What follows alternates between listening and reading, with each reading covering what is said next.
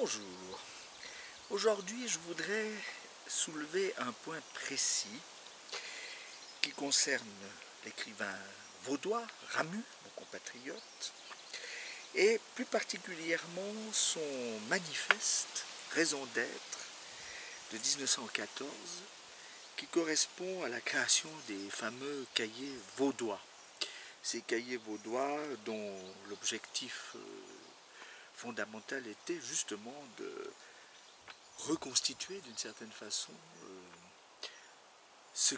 la nature même de la culture et de la civilisation vaudoise, considérée comme plus ou moins perdue. Il y aurait beaucoup à dire sur ce sujet, tant les personnalités qui ont présidé à ce type de renouveau sont des personnalités complexes.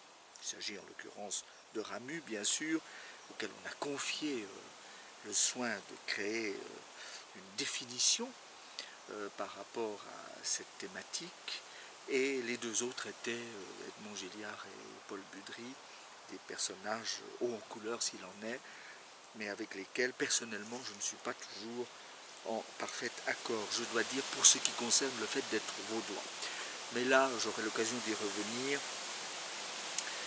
à de nombreuses reprises. Je veux simplement ici critiquer assez vertement Ramu dans la conclusion de ce texte, de ce manifeste intitulé Raison d'être, dont le titre est très beau. Mais quand je lis, par exemple,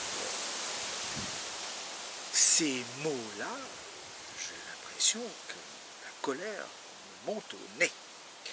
On parle beaucoup ces temps-ci de régionalisme, écrit-il entre guillemets. Nous n'avons rien de commun avec ces amateurs de folklore, entre guillemets le mot folklore. Le mot, entre parenthèses, un mot anglo-saxon, nous semble aussi déplaisant que la chose. Nos usages, nos mœurs, nos croyances, nos façons de nous habiller, les mots à nous que nous pouvons avoir et qu'on dise une boile au lieu d'une hotte à lait, toutes ces petitesses-là qui ont seuls paru intéresser jusqu'ici nos fervents de littérature, non seulement seront pour nous sans importance, mais encore nous sembleront singulièrement sujettes à suspicion.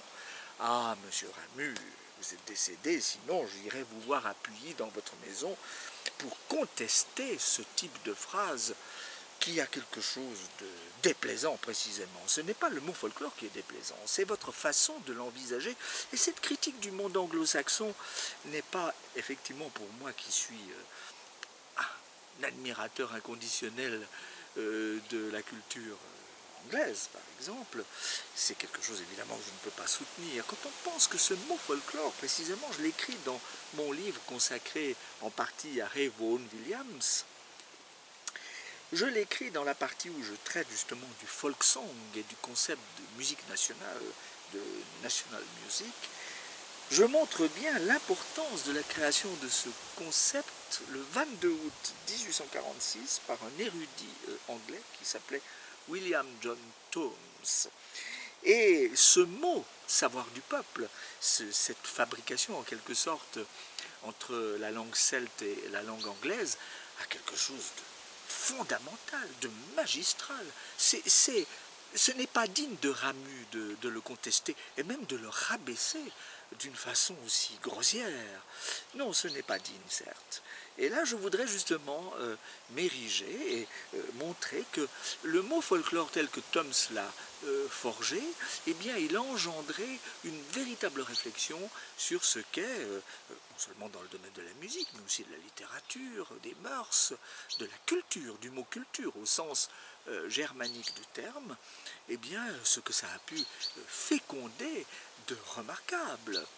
En effet, la collecte du folk song, du chant populaire ou du folkslied, qui est à la source d'un langage simple, la collecte des contes, etc., etc., des récits populaires, du savoir du peuple, d'un peuple qui n'était pas intellectualisé, mais qui avait encore, aujourd'hui effectivement, nous aurions beaucoup de mal à trouver ce peuple-là. Alors on dira que je l'idéalise, mais non, je pense qu'il y a des gens qui avaient une mémoire émotive et qui ont restitué, le patrimoine est là pour l'attester, des choses tout à fait remarquables. D'ailleurs, il y a des définitions que j'ai reprises dans mon livre à ce sujet, que je voudrais juste donner. Je voudrais en donner 3, et j'en resterai là pour aujourd'hui. En 1879, le Folklore Record a dit ceci. La science du folklore examine les choses qui sont les plus anciennes, les plus permanentes et les plus répandues dans les institutions humaines. C'est remarquable. Ensuite, le grand romancier et critique littéraire écossais Andrew Lang, qui était un homme du 19e siècle, enfin qui a vécu jusqu'en 1912, a écrit dans son livre sur la mythologie: le folklore recueille et compare les restes des anciens peuples, les superstitions et histoires qui survivent, les idées qui vivent dans notre temps, mais ne sont pas de notre temps. À proprement parler, le folklore ne s'intéresse qu'aux légendes, coutumes, croyances du peuple. C'est une autre façon de l'envisager. Et enfin, ce sera pour la Folklore Society de Londres qui, en 1913, fera cette fois-ci apparaître la dimension psychologique du mot par ces termes. Le folklore étudie tout ce qui constitue l'équipement mental, alors je dirais plutôt psychologique, du peuple en tant que distinct de l'adresse technique, très important. Ce n'est pas la forme de la charrue qui attire l'attention du folkloriste, mais les rites qui sont pratiqués par le laboureur quand il fait pénétrer dans le sol. Ce n'est pas la manufacture du filet ou du harpon, mais les tabous observés par le pêcheur quand il est en mer. Voilà. Alors, monsieur Ramu, je crois que là, il y a quelque chose qui fait que beaucoup de contradictions apparaissent, en effet, dans votre pensée. Dans vos romans, vous êtes un folkloriste. D'ailleurs, votre relation, alors je parle comme si vous étiez encore vivant, mais je le précise, lorsque vous avez fréquenté Henri Pourrat, qui était un Français, il y a des Français folkloristes, ça ne court pas les rues, mais il y en a eu, Pourrat était l'un d'entre eux, eh bien, vous étiez dans le domaine du folklore. Et quand vous écrivez Aimé Pache et d'autres de ces romans remarquables que nous admirons à juste titre, La Grande Peur dans la montagne, etc., etc., vous êtes un folkloriste vous-même, ne vous en déplaise. Et oui, et oui, et oui. Alors, j'en reviendrai là-dessus, parce que ce sont des thèmes importants. Mais pour l'instant, bonne réflexion à vous.